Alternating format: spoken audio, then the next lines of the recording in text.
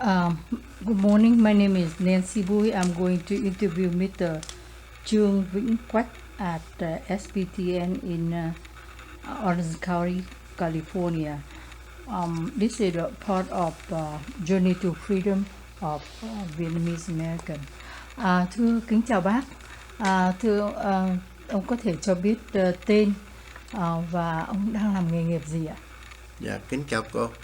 Dạ, tôi cảm ơn cô đã cho gia đình chúng tôi đóng góp trường hợp của chúng tôi trong chương trình nghiên cứu của cô. Và tôi tên là Quách Vĩnh Trường, sinh năm 1940 tại Sài Gòn. Và trước năm 75 tôi là sĩ quan quân lực Việt Nam Cộng Hòa. Thưa ông tham dự vào quân lực Việt Nam Cộng Hòa vào năm nào và đến khi nào thì ông bị thương ạ? Dạ, tôi tình nguyện vào khóa 20 trường Dự bị Quốc gia Đà Lạt vào cuối năm 1963.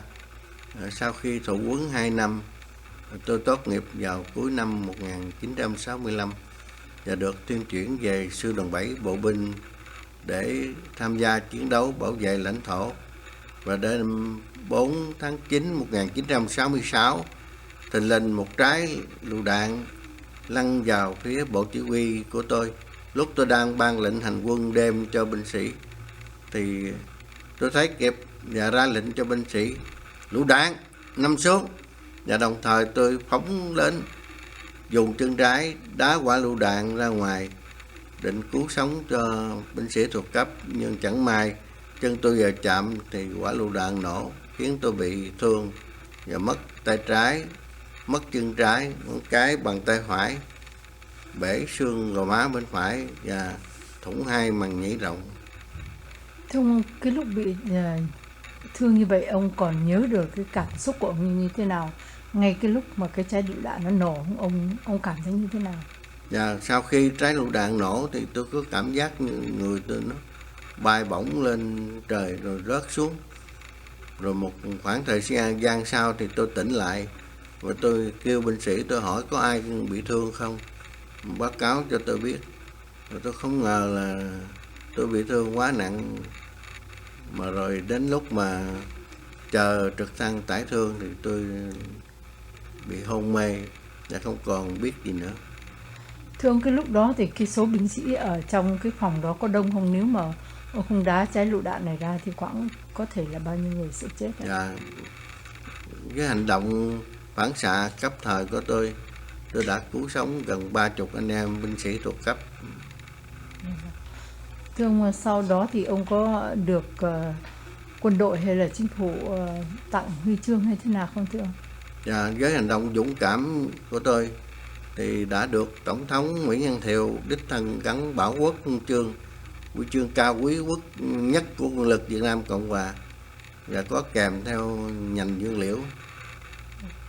Ngoài ra còn có những cái huy chương nào khác không? Và tôi còn có những cái huy chương như là Lục quân huân chương, danh dự bộ tinh, quân phong bộ tinh, những huy chương mà do nhiều năm tôi làm việc cho quân đội. Thưa ông, thì ông có thể cho biết là cái thời gian mà ông bị phải điều trị trong nhà thương là hết bao lâu và cái sự đau đớn như thế nào, xin ông cho biết ạ? Dạ. Khi tôi về bệnh viện, được trực thăng trở về bệnh viện Tổng bệnh viện Cộng Hòa thì tôi hôn mê và người ta để tôi nằm đó để chờ đưa vào nhà xác. Thì không hiểu vì lý do gì mà tôi lại tỉnh lại, và ông trung sĩ Nguyên lúc đó trực và thấy tôi hơi hốt thở, đến hỏi danh tính và cấp bậc tôi trả lời được thì ông ấy đã lật đật là tiếp máu cho tôi và chuẩn bị đưa vô phòng mổ cho ông trung tá Huấn mổ để cứu sống tôi.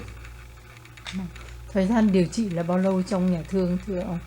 Là tôi nằm ở bệnh viện Cộng Hòa 1 tháng trong phòng hồi sinh, mà chết đi sống lại rất nhiều lần vì máu ở cái mặt này nó phúng ra, và phải mổ sống ở đây để mà buộc cái động mạch ở cổ để máu không có phun ra nữa.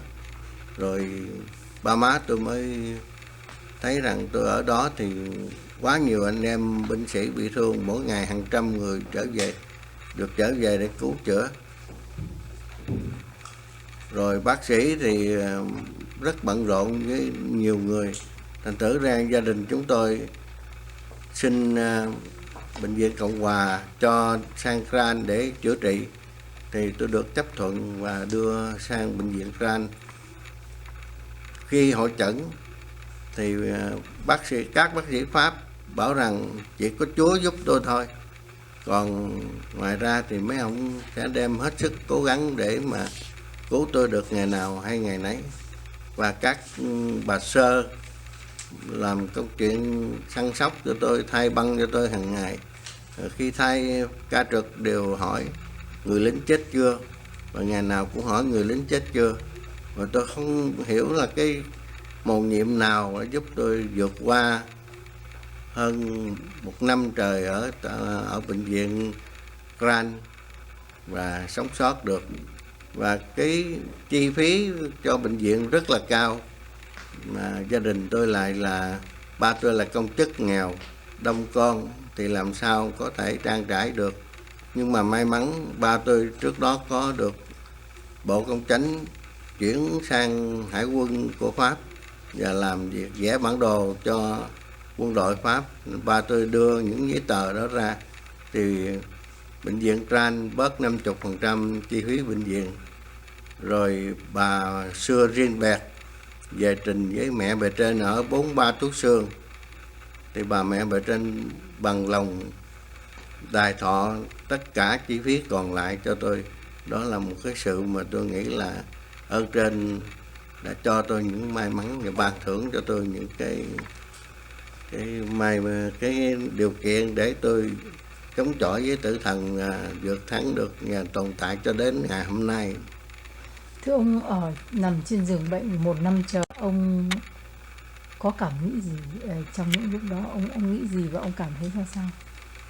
Tôi thì tôi nghĩ rằng cái tay cái chân tôi mất là do cái sự tự nguyện của tôi để đánh đổi lấy mạng của gần 30 binh sĩ thuộc cấp của tôi.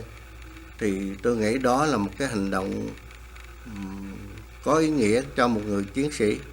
Và với tình thương bao la của gia đình bạn hữu thì luôn luôn an ủi tôi. Và tôi nghĩ rằng tôi cần phải sống, và tôi sẽ cố gắng vượt qua những cái đau đớn của thể xác, và lần lần tôi tìm lại được cái niềm tin. Và khi cha mẹ tôi đưa cho tôi coi những tài liệu về gắn chân tay giả sau này có thể đi đứng được, thì tôi bắt đầu tự tin và hy vọng là trong tương lai mình sẽ cũng có gắn tay chân giả, mình sẽ lần lần hồi phục. Và điều cần nhất của tôi đó là làm sao mà giữ được cái tinh thần lạc quan và cái đầu mình tỉnh táo, mình mới thắng được những cái trở ngại rất lớn trong cuộc đời mình. Thưa ông làm thế nào để cái đầu óc tỉnh táo? Có cái giây phút nào trong những cái ngày tháng đó mà ông nản chí, mà ông nghĩ là ông muốn buông xuôi không? Tôi là một cựu hướng đạo viên và là một cựu võ sinh của võ đường Hàng Bái Đường.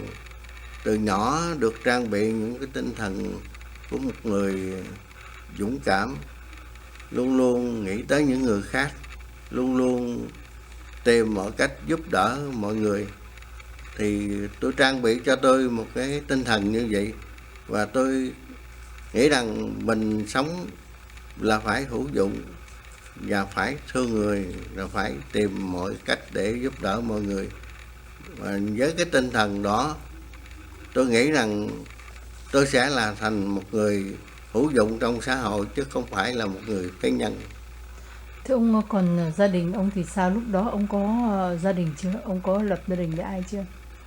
Thưa, tôi lúc đó là còn độc thân, vì cha tôi là một công chức nghèo, có 12 đứa con, mà tôi là trai cả. Cho nên thời gian tôi chiến đấu ở chiến trường, tất cả tiền lương tôi lãnh được đều nhờ lính chuyển về cho ba má tôi để dùng số tiền đó trang trải cho những chi phí trong gia đình. Thật ra tôi nghĩ rằng tôi cần phải sống và tôi cần phải vượt qua những trở ngại để tiếp tục giúp cha mẹ tôi vượt qua những khó khăn trong cái đời sống của gia đình. Tức là không lúc nào trong những ngày tháng đó ông cảm thấy nản chí hay là buông xuôi? Dạ không, tôi rất là lạc quan, vui tươi và yêu đời, vì tôi nghĩ rằng mình đã có những cái tìm được một cái ý nghĩa trong cuộc sống, và sự mất mát của mình cũng mang một cái ý nghĩa nào đó. Thưa ông lập gia đình trong hoàn cảnh nào? Và tôi trong thời gian tôi bị thương thì tôi cố gắng xin ở lại quân đội, và khi Tổng thống Thiệu gắn bảo út huân chương cho tôi thì có sự hiện diện của ông Trung tướng Trần Văn Trung là vị cựu chỉ huy trưởng của trường Võ bị Quốc gia lúc tôi thụ huấn. Thì tôi có trình bày nguyện vọng với ông là tôi muốn xin tiếp tục phục vụ quân đội dù rằng tôi bị thương tật nặng, mất tay chân, và ông đã đồng ý. Và ông nói với tôi rằng ông đã chấp thuận nhưng mà chính phủ phải cho phép. Thì sau đó tôi xin gặp ông Thủ tướng Trần Văn Hương, và chính ông Thủ tướng Hương đã ra quyết định cho tôi được tiếp tục phục vụ quân đội.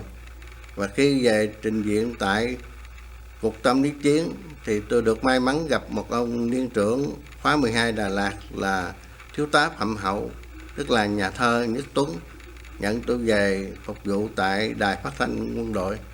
Vì trước đó tôi là trưởng ban nhạc của trường Võ bị Quốc gia và tôi chơi rất nhiều nhạc cụ. Chính nhờ những giấy ban khen trong vấn đề mà phát thanh, vấn đề hoạt động phát thanh của trường Võ bị, tôi được về một cái đơn vị chuyên môn là Đài Phát thanh Quân đội. Trước tình thương bao la và sự giúp đỡ tận tình của thiếu tá Hậu, tôi làm việc rất hăng say và luôn luôn chứng tỏ rằng dù khuyết tật nhưng tôi vẫn làm đầy đủ bổn phận của một người quân nhân. Và trong thời gian vừa làm việc, tôi lại ghi danh học luật, và tôi học mỗi năm mỗi đầu do sự giúp đỡ của các anh chị em trong đài, những người làm trong biên tập viên đem bài dở về cho tôi ngồi học tại đài. Và khi tôi học này, tôi có quen một cô sinh viên tên là Nguyễn Thị Bích Kiều. Cô thấy rằng có lần tôi đi xe buýt mà tôi bị té xe buýt tưởng gãy chân, thì cô tình nguyện chở tôi đi tới trường để học vào năm thứ tư. Và khi đó nhờ đến trường mà tôi học đầy đủ, và lúc mà mãn khóa này tôi lại là thủ khoa của ban tư pháp của trường luật Sài Gòn. Và sau 1975, trong lúc tôi đang khập khểnh bán từng ổ bánh mì ở chợ Nguyễn Tri Phương và cư xá Lữ Gia, thì cô Nguyễn Thị Bích Kiều này tình nguyện đi bán bánh mì phụ tôi. Và sau này chúng tôi kết hôn vào ngày 23 tháng 10 năm 1977. Vâng, thưa cũng congratulations, chúc mừng ông. Trong cái tình cảm giữa hai người nam nữ mà trong lúc ông bị khuyết tật, xin lỗi, ông mất một cánh tay, một cái chân và một phần của bàn tay phải còn lại, và cũng chắc chắn là cũng có nhiều vết thương trong người như vậy, thì ông có một cái suy nghĩ kiểu như mặc cảm nào đối với người yêu của mình, những người con gái mà xinh đẹp mà có nhiều cái tương lai sáng lạng không? Ông có thể chia sẻ cái tâm tình đó không ạ? Dạ, tôi rất là may mắn được gặp một người bạn đời rất là hiểu biết và sẵn sàng chấp nhận mọi thử thách. Vì người vợ của tôi luôn luôn quan niệm rằng mình thiếu sót về mặt thể chất thì không sao, miễn là mình còn cái ý chí vươn lên cố gắng thì mình vượt qua mọi khó khăn. Chỉ sợ nhất là cái đầu mình nó bị hư thì mình mới là con người vô dụng. Và dạ tôi là con gái nhà giàu nổi tiếng ở Long An, và gia đình cũng rất là đắn đo, rất là buồn khi con mình lớn lên mà trong cái hoàn cảnh thất lợi của đất nước. Lúc đó tôi không được là quyền công dân, mà tôi đi bán bánh mì từng ngày ở chợ, mà dám chấp nhận làm đám cưới với tôi, thì tôi nghĩ đó là do cái tâm tình hiến dân mà người con gái đó đã đem đến cho tôi. Và từ đó tôi tự tin hơn, và tôi nghĩ rằng tôi sẽ cố gắng hết mình để sống xứng đáng với lòng tình yêu của vợ tôi. Ông nhớ lại ngày cưới, ông có cái cảm tưởng gì? Ông Dạ. có nghĩ là như một giấc mơ hay như thế nào không? Nhiều người hỏi tôi sau khi tôi bị thương, ông có tính lập gia đình hay không? Tôi nói đó là một cái ước mơ của tôi, mà tôi cũng muốn có một cái đời sống bình thường như mọi gia đình, mọi người thanh niên khác. Nhưng dù tôi tàn tật nặng, nhưng mà tôi nghĩ rằng tôi sẽ vượt thắng những trở ngại trong cuộc sống, và tôi sẽ cố gắng để trở thành một người chồng gương mẫu xứng đáng, và sẽ có một cái gia đình êm ấm, hạnh phúc, và cùng nhau xây dựng tương lai. Thì cái ngày cưới của tôi coi như là một cái sự ban thưởng của Thượng Đế dành cho tôi, và tôi rất hãnh diện, và tôi rất là sung sướng được đứng cạnh cô thị Nguyễn Thị Bích Kiều trong vai trò của một cô dâu, và từ đó chúng tôi sống yên vui hạnh phúc cho tới ngày hôm nay. Thưa ông, kết quả của cái tình yêu vừa cao thì ông với bà có được bao nhiêu người con ạ? Và chúng tôi sau khi sau năm 1975 thì chúng tôi luôn luôn tìm cách để mà ra khỏi nước Việt Nam. Nhưng mà chính quyền mới họ đố kỵ tôi, và họ ghép tội tôi là tình báo Tây Đức, CIA Mỹ, trí thức phản động, tuyên truyền chống phá cách mạng. Thì chúng tôi thấy không thể nào mà sống với chế độ đó được. Chúng tôi luôn tìm cách để mà ra đi. Nhưng mà mãi tới năm 1986 tôi mới được may mắn ra đi trong cái ngày rất là dễ nhớ, là ngày 19 tháng 6 năm 1986. Mà chúng tôi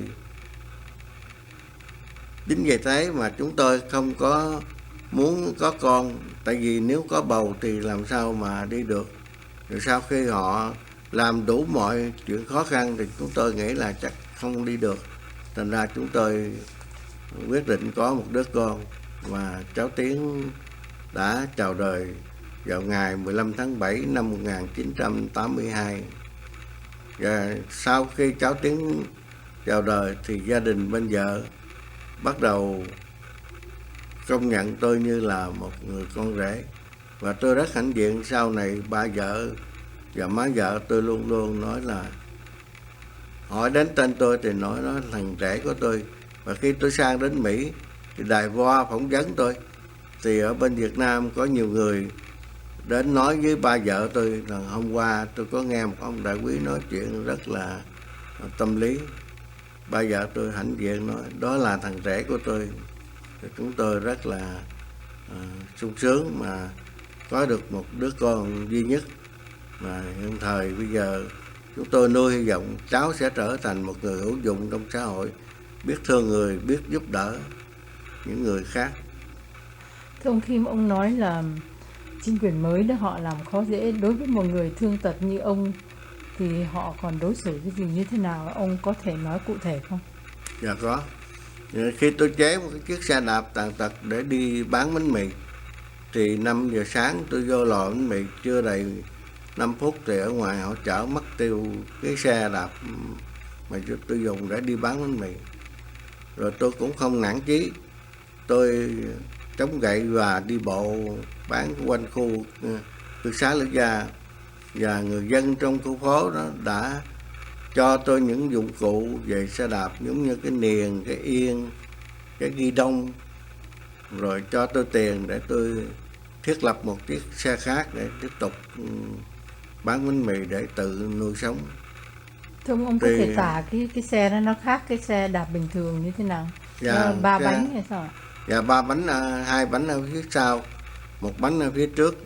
Tất cả thắng thì tôi dùng thắng đùm của xe gắn máy và dùng một cái cây sắt để mà dùng gót chân thắng lên cái bàn thắng.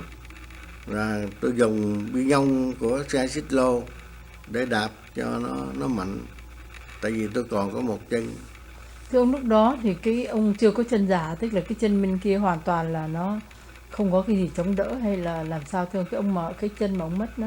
Và tôi có chân giả, tại vì sau năm 1972 tôi may mắn được gặp một mục sư người Đức, và ông về Đức ông giảng đạo và ông quyên tiền những nhà mạnh thường quân, rồi ông cho tôi cơ hội để đi sang Tây Đức để gắn chân tay giả. Thì một lần nữa tôi nghĩ là Chúa đã ban phước cho tôi có được một cái cơ duyên để mà đi sang Tây Đức. Và vì tôi sang Tây Đức cho nên người Đức sau 75 năm 1976 trở sang Việt Nam tìm đến nhà để thăm tôi, và họ có ý định bảo lãnh cho tôi sang Đức và cất nhà mới cho tôi ở bên Đức. Nhưng mà chính quyền Việt Nam ghép tội tôi là tình báo Tây Đức, bảo tôi phải thú nhận tội lỗi thì họ sẽ cho đi. Tôi nói tôi không có làm cái gì, họ chỉ là thuần túy nhân đạo, họ muốn giúp tôi mà thôi. Các anh muốn cho tôi đi thì cho, không cho thì thôi, chứ tôi không có làm một cái tình báo gì hết. Họ không bao giờ họ quan niệm có cái sự mà có lòng nhân đạo. Họ nghĩ là tôi phải làm việc cho chính phủ Tây Đức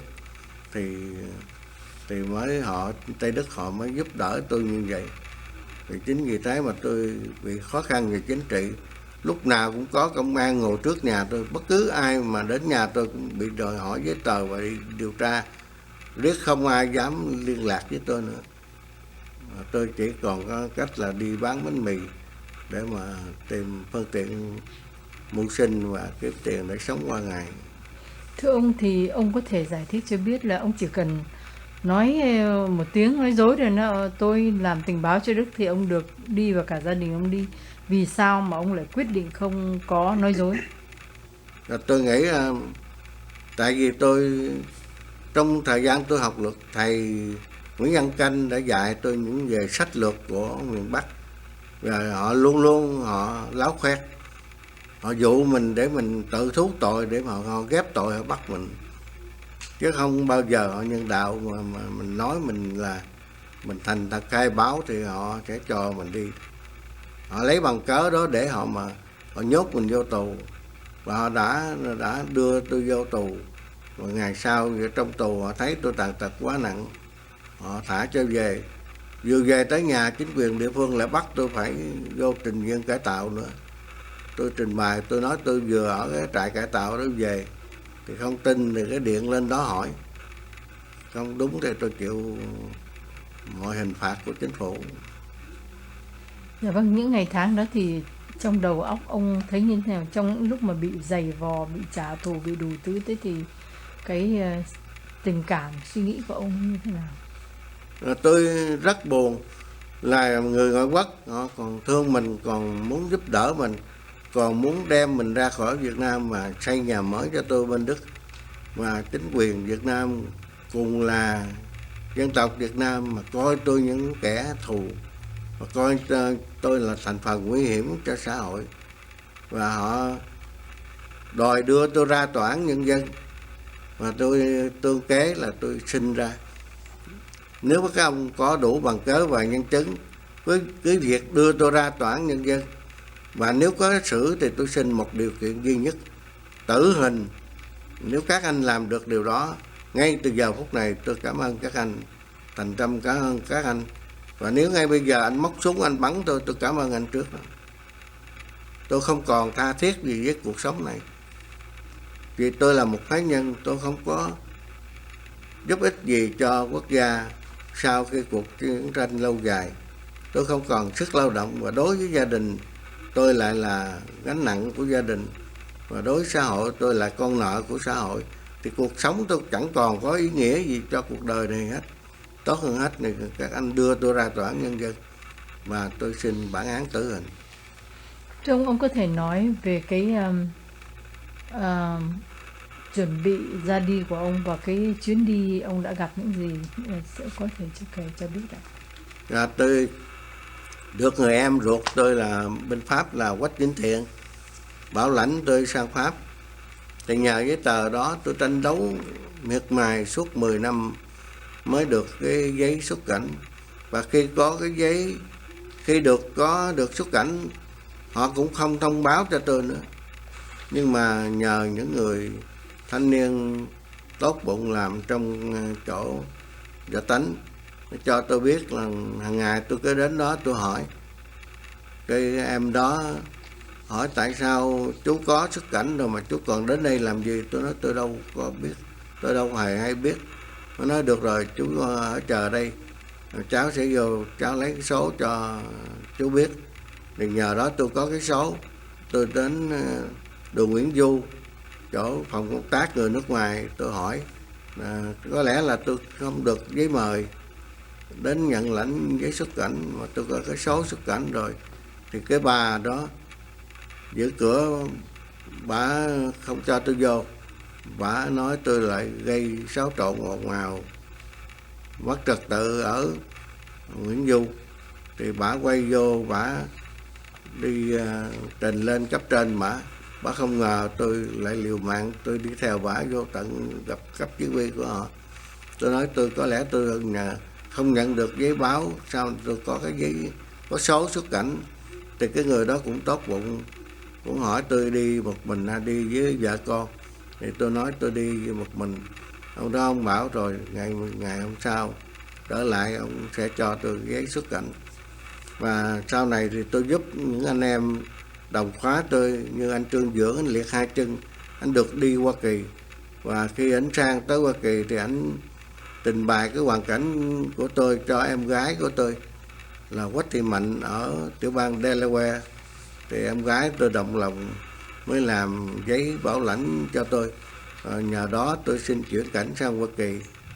Và khi phái đoàn phỏng vấn tôi thì họ thấy bằng cấp của trường Võ Bị, bằng Biệt Động Quân của tôi và tờ báo Pháp ngữ, tờ báo Việt ngữ với tựa đề là tàn tật 170%, dẫn đậu thủ khoa trường luật.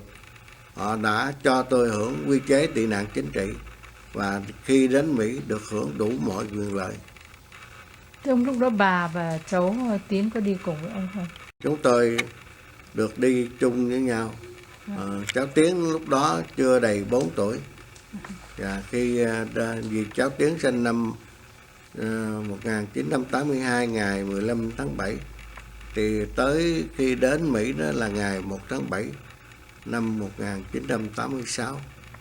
Thưa ông, cảm tưởng của ông đầu tiên khi đến nước Mỹ như thế nào, và những ngày tháng sau đó ông bắt đầu cuộc đời lại như thế nào tại đất Mỹ này thưa ông? Tôi khi máy bay chưa bay tại Việt Nam thì tôi cũng còn rất là lo sợ, vì nghĩ rằng họ có thể cản trở bắt máy bay dừng lại và bắt tôi trở xuống. Mà khi máy bay đáp xuống Thái Lan, đến trại tị nạn Thái Lan rồi, thì tôi mới nghĩ là mình đã vượt khỏi được cái nhà tù lớn của Việt Nam. Và đến Thái Lan là tôi đã rất bất ngờ về những sự tiến bộ của cái xã hội loài người. Không ngờ tôi khi mà đến Mỹ tôi lại là càng ngỡ ngàng hơn nữa. Tôi không thể tưởng tượng nổi. Và cả gia đình tôi vui sướng vì nghĩ rằng bao nhiêu năm cố gắng tìm đủ mọi cách, ngày hôm nay mới được tội nguyện và giấc mơ đã thành hiện thực. Thưa ông, sau đó thì ông đến tiểu bang nào và ông bắt đầu cuộc đời như thế nào? Tôi đến tiểu bang Delaware thì chưa có một người tị nạn nào đến đó. Thành ra mọi công chuyện gì cái bộ xã hội cũng phải hỏi ý kiến của các tiểu bang khác để mà giúp đỡ tôi. Nên lúc là chúng tôi đi học, tìm cái lớp học Anh ngữ thì có cô giáo rồi thì chưa đủ học sinh. Rồi khi có học sinh đến thì cô giáo không đến, mà cô giáo người Mỹ gốc da đen dạy tôi về sinh ngữ. Mà tại vì chúng tôi có trình độ đại học cho nên nhiều khi cô giáo viết lên bảng mà tôi phải sửa lỗi chính tả. Tôi thấy như vậy thì làm sao chúng tôi khá được. Rồi đi tìm một cái lớp ESL khác thì vô mở cuốn sách học Anh văn bắt tụi tôi đọc theo, rồi bắt ngồi đó copy những cái bài đó. Tôi thấy trình độ của chúng tôi mà học ở cái tiểu bang này nó khó khăn quá, làm sao mà chúng tôi hòa nhập vào xã hội được. Thì sau khi tôi liên lạc được các bạn bè đồng khóa, anh Nguyễn Hữu Thọ bên tiểu bang California, thì anh ấy vận động anh em quyên góp tiền để mua vé máy bay cho tôi sang Cali. Và khi tôi sang Cali thì tôi gặp những anh em bảo cứ việc sang đây đi, rồi bên đây có nhiều cơ hội. Và lúc đó tôi chỉ có 430 đồng, và tôi lên cái cơ quan cái công ty du lịch đó, tôi trình bày bây giờ tôi chỉ có 430 đồng, mà ba tôi là hơn 80 mấy tuổi, mù hai mắt, tôi tàn tật mất tay chân, vợ tôi thì đau yếu, còn đứa con thì 4 tuổi. Thì ông làm sao ông làm vé cho tôi đi từ Washington DC qua Los Angeles. Thì tội nghiệp ông đã cố gắng suốt mấy tiếng đồng hồ, ông làm vé cho chúng tôi, mà chúng tôi đi qua được California. Thưa ông, sang Mỹ này thì đời sống nó có khác với bên Việt Nam. Ở Việt Nam thì ông đã có một thời gian khá dài để mà sống như một người bình thường, và ông cũng đã có những kết quả rất là tốt. Nhưng mà sang đến Mỹ này thì phải lái xe, phải làm đủ việc ấy, thì ông làm thế nào để mà có thể làm được những cái chuyện đó? Khi sang Delaware thì người em rể của tôi đã huấn luyện tôi lái xe, và nhờ vào những kinh nghiệm lái xe ở bên Việt Nam thì tôi dễ dàng thi đậu bằng lái xe bên tiểu bang Delaware. Và từ đó tôi coi bản đồ và tôi bắt đầu tôi lái xuyên bang qua nhiều tiểu bang, dùng bản đồ mà coi và đến nhà những người thân nhân để mà tìm một cái tương lai cho cuộc sống của gia đình chúng tôi. Và khi sang Cali thì tôi đã sẵn có bằng lái rồi, thì cũng dễ.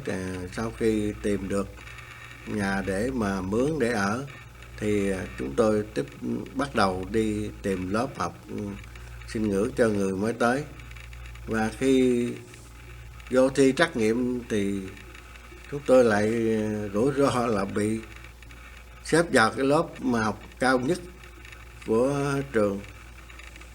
Thành ra chúng tôi xin xuống lớp hoài mà nhà trường không cho. Tại vì vô lớp bà giáo nói cái gì không hiểu, nhưng mà viết cái gì ra thì đọc cũng hiểu. Thành ra với lại cái khuyết điểm của tôi là bị bể hai màng nhĩ. Lúc đó tôi chưa có máy trợ thính, nghe không có rõ. Và tại vì trình độ của chúng tôi là trình độ đại học, và chúng tôi cũng có học Anh văn ở bên nhà, học cái cách mà là đọc và viết thôi. Còn nói và nghe thì là nói thì không có suôn sẻ, và nghe thì nghe cũng lẩm bẩm. Tại ra vô cái lớp mà học cao cấp nhất tôi rất là khổ sở, mà ngồi mấy tiếng đồng hồ rất là mệt mỏi. Nhưng mà tôi cố gắng hết mình về học. Rồi sau chừng 6 tháng là tôi có vốn liếng Anh ngữ để mà học những cái lớp chuyên môn. Thưa ông có đi làm không? Sang bên này ông có đi kiếm một công việc gì làm không? Dạ, tôi may mắn là tôi học luôn luôn đạt được kết quả cao, và được Bộ Xã hội giúp đỡ tài chính cho tôi đi học. và tôi nhận được rất nhiều học bổng và nhiều bằng khen. Và lúc nào tôi cũng nghĩ là tôi là một cái người hữu dụng trong xã hội. Lúc nào tôi cũng xin tình nguyện đi làm, và nhà trường cũng chính bà hiệu trưởng cũng can thiệp cho tôi. Nhưng mà đến đâu người nào cũng nói là về đi, rồi họ sẽ cho có thơ mời tới để cho người huấn luyện. Mà tôi chờ cái ngày đó nó không có đến. Và có lần tôi được chọn để làm trong cái Admit Committee của Bộ Xã hội California. Và tôi hàng tháng tôi phải đi máy bay lên để họp. Và khi tôi gặp cái nhân viên trên bộ cán bộ xã hội thì tôi hỏi trường hợp tôi có thể tình nguyện đi làm được không, và tôi sẽ làm không lương. Bao giờ tôi làm được thì hãy cho tôi lãnh lương. Và họ nói là tốt không hết, tôi về tự túc mưu sinh. Vì tôi thấy rằng bao nhiêu cố gắng của tôi, và lúc nào tôi học tôi cũng đứng đầu lớp, mà điểm số trung bình tôi luôn luôn là 4 chấm. Mà thầy cô giáo tôi rất là cho những cái lời khen ở trong giấy tờ để mà trình. Và rốt cuộc rồi tôi đi tới đâu người ta cũng từ chối khéo. Thành ra cái đôi khi tôi xin tìm việc làm thì cái người gọi phone cho tôi hỏi trước khi thất nghiệp thì chú làm nghề gì. Tôi trả lời là tôi đâu có bị thất nghiệp. Ủa sao lại vậy chú không bị thất nghiệp mà chú đi xin việc làm? Tôi nói hồi nào giờ có ai mướn tôi đâu mà nói là tôi bị thất nghiệp. Thành ra cái ước mơ đó cho tới bây giờ tôi vẫn chưa thực hiện được, dù tôi hết sức cố gắng. Và có nhiều lần tôi được đưa ra trước hơn 400 worker xã hội để trình bày về những cố gắng đặc biệt của tôi. Luôn luôn đứng đầu lớp, là luôn luôn đạt điểm thành tích là 4 chấm, và tôi được chọn là một trong 91 người xuất sắc của nước Mỹ. Mà tôi vẫn không thực hiện được cái ước mơ đó. Thưa ông, ở sang bên này ông học tới bằng cấp gì ạ? Và tôi được cái bà cán sự xã hội, bà nói tôi không nên học luật trở lại vì ông lớn tuổi và cái tai ông không nghe rõ, thì ông đi vào con đường đó nó sẽ bị bế tắc. Thôi ông tìm cái ngành khác ông học. Thì ở Việt Nam tôi đã học vẽ chân dung. Rồi khi sang Mỹ này tôi nghĩ có lẽ ngành hội họa sẽ đem đến cho tôi cái niềm vui trong cuộc sống. Và tôi ghi danh học ngành hội họa. Và sau đó thì tôi học về ngành photo retouching ở trường đại học Golden West, rồi Orange Coast. Rồi sau đó tôi học cái ngành graphic and design and printing, và tôi ra thủ khoa của khóa đó luôn nữa. Thành thử ra bây giờ thì tôi có thể phối hợp 3 ngành nghệ thuật: hội họa, nhiếp ảnh và kỹ thuật, để mà tôi phục hồi những cái hình bị hư hỏng nặng và có thể chuyển màu từ đen trắng ra màu. Và tôi ước mơ tôi có được dịp để mà phục hồi hình ảnh của 5 ông tướng lãnh: ông Nguyễn Khoa Nam, ông Trần Văn Hai, ông Lê Nghiên Vĩ, ông Phạm Văn Phú, thì và ông đại tá Hồ Ngọc Cẩn. Thì tôi được may mắn, tôi được sau khi tôi cầu nguyện tôi được những tấm hình đó, và tôi đã phục hồi rất đẹp. Và tôi hy vọng rằng trong tương lai, trong những lần kỷ niệm ngày 30 tháng 4 sẽ đem được những hình ảnh đó ra để mình chiêm ngưỡng và mình làm lễ cho trang trọng. Cảm ơn ông. Bây giờ câu hỏi kế tiếp tôi muốn nói về khi sanh cháu ra là con trai thì cái cảm tưởng ông như thế nào, và cái mơ ước gì cho người con trai của mình, và ông đã làm những gì cho Tiến? Dạ, tôi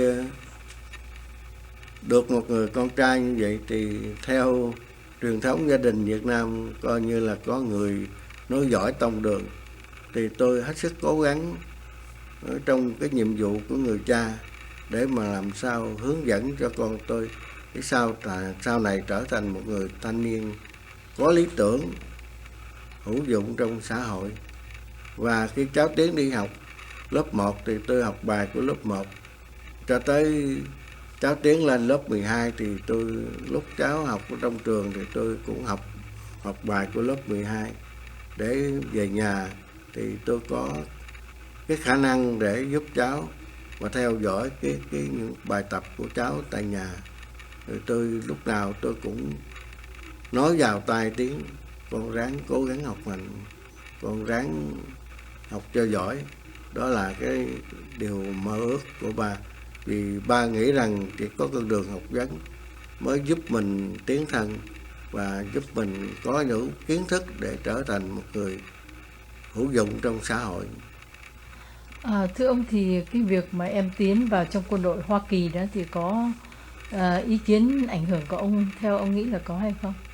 Dạ, tôi nghĩ là cháu Tiến rất chịu ảnh hưởng của những gì mà trong quá khứ của tôi.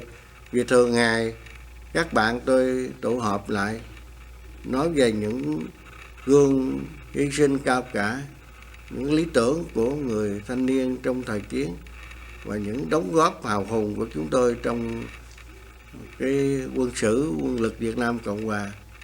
Thì những câu chuyện đó nó đã đúc trong đầu của cháu Tiến, một mẫu người thanh niên có lý tưởng, có tinh thần trách nhiệm, biết hy sinh cá nhân mình để lo mưu cầu cho cái sự sống còn của quê hương mà mình đang tạm trú.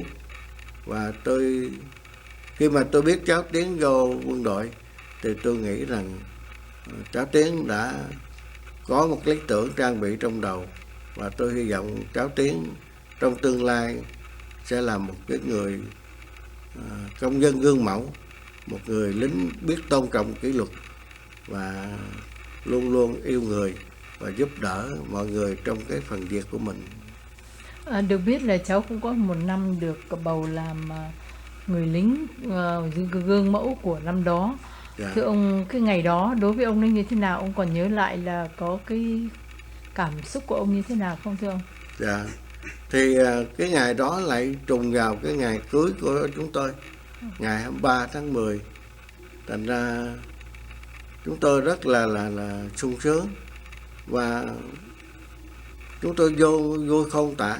Tại vì tôi không bao giờ tôi nghĩ rằng con tôi đạt được một cái thành tích vẻ vang và hãnh diện cho cộng đồng Việt Nam và hãnh diện cho gia đình chúng tôi. Và chúng tôi đã nhờ bạn bè chở đến để tham dự cái ngày vui của cháu. Và sau đó tôi lại nhận được cái tờ báo Grizzly của tiểu bang California mà ông Mark Zablanca đã viết. Rồi chúng tôi đã copy cái tờ báo đó và trưng trong cái khuôn tại nhà, coi như là cháu Tiến đó đã trang bị tinh thần cho mình là một người chiến sĩ và một người công dân biết bổn phận đối với quốc gia. Và chúng tôi hãnh diện treo cái phóng ảnh của tờ báo đó ở trong nhà. Và luôn luôn tôi nói là Tiến phải theo gương những người đàn anh, phải lắng nghe những sự chỉ dẫn của cấp chỉ huy để trở thành một người lính gương mẫu, có trình độ và hữu dụng cho quân đội. Thưa ông, ở trong đời ông có cái gì làm ông hối tiếc không? Tôi nghĩ là tôi không có hối tiếc gì ở trong cuộc đời, vì đối với cha mẹ tôi đã hết lòng. Tôi đã dùng mọi số tiền mà tôi có được, lúc nào cũng đem về trao cho mẹ tôi để lo cho sinh kế gia đình. Mà đối với quốc gia, tôi đã cống hiến phần thân thể của tôi cho sự tồn vong của miền Nam Việt Nam. Và chẳng những tôi bị thương nặng, tôi đã không dừng bước và tôi đã tiếp tục sắm trọn vai trò của một người chiến sĩ, luôn luôn nêu cao danh dự quân đội, rồi làm phục vụ đất nước hết lòng, và luôn luôn nghĩ rằng mình muốn phục vụ hữu hiệu, mình phải cố gắng học hỏi, phải trang bị tinh thần mình cho đầy đủ thì mình mới phục vụ đúng mức được. Thưa ông, đối với những người mà chẳng may mắn gặp lý do nào đó mà bị khuyết tật như ông thì ông có cái lời khuyên cho họ như thế nào? Và khi tôi bị thương rồi thì tôi gắn được chân tay giả rồi, thì khi tôi nghe được người nào mà tìm cách quyên sinh ở trong bệnh viện Tổng bệnh viện Cộng Hòa, thì tôi tức tốc tôi vô tôi tìm gặp người đó và tôi cho người đó xem chân giả tôi như thế nào, tôi đi tới như thế nào, tôi đi lui như thế nào, tôi bước lên thềm như thế nào, và tôi lấy bóp ra tôi đưa thẻ sinh viên của trường Đại học Luật Khoa. Và tôi nói là anh mất có một chân, tôi mất luôn cả tay, mất cả ngón cái mà tôi còn cố gắng được. Tôi nghĩ là anh sẽ làm hay hơn tôi vì anh thương tật nhẹ hơn tôi, thì đừng có bi quan. Và từ đó sau khi mà tự tử 2 lần không thành thì họ đã vui vẻ và họ đi theo tôi học luật, và tôi đã hướng dẫn họ học luật. Họ học được đậu 2 chứng chỉ. Thưa ông, nếu mà có một cái niềm mơ ước thì ông có thể cho biết là cái mơ ước của ông hiện tại là cái gì? Mơ ước nhỏ nhắn của tôi đó là cháu Tiến đạt được nhiều thành tích vẻ vang trong học đường cũng như trong xã hội. Và cái ước mơ thứ nhì nữa, tôi muốn rằng cái trường học của tôi được phổ biến rộng rãi, để mọi người khi lâm vào một cái hoàn cảnh bi đát nào đó đừng có xuống tinh thần, đừng có bi quan, mà phải nhìn thấy một người khuyết tật nặng nề, một cái trường hợp điển hình, đã chiến đấu, đã dũng cảm, đã chấp nhận mọi khó khăn, chấp nhận thân phận mình mà không oán đời, không than gian, hướng tâm hồn mình về tương lai, cố gắng hết mình trong cái sự sống là sự học hỏi để mà tìm lại niềm vui trong cuộc sống, và trong những ngày còn lại đó sống một cuộc đời có ý nghĩa. Dạ vâng, thưa, xin thay mặt hội chân thành cảm ơn ông đã dành thời giờ cũng như là đóng góp cái câu chuyện rất là đặc biệt, bắt đầu từ thương tâm nhưng mà nhờ lòng dũng cảm và tất cả những cố gắng cá nhân vượt bậc, ông đã và đang là một cái gương sáng cho rất nhiều người, không phải chỉ những người khuyết tật và cả những người không khuyết tật nữa. Dạ vâng, tôi cảm ơn ông. Dạ thưa, cảm ơn cô đã cho gia đình chúng tôi được trình bày cái hoàn cảnh và những cố gắng của gia đình chúng tôi, và kính chúc cô nhiều sức khỏe và mọi điều may mắn trong khi hoàn thành sứ mạng cao cả của mình, nêu cao vinh dự cho cái người Việt Nam tại hải ngoại. Kính chào cô. Dạ, kính chào ông.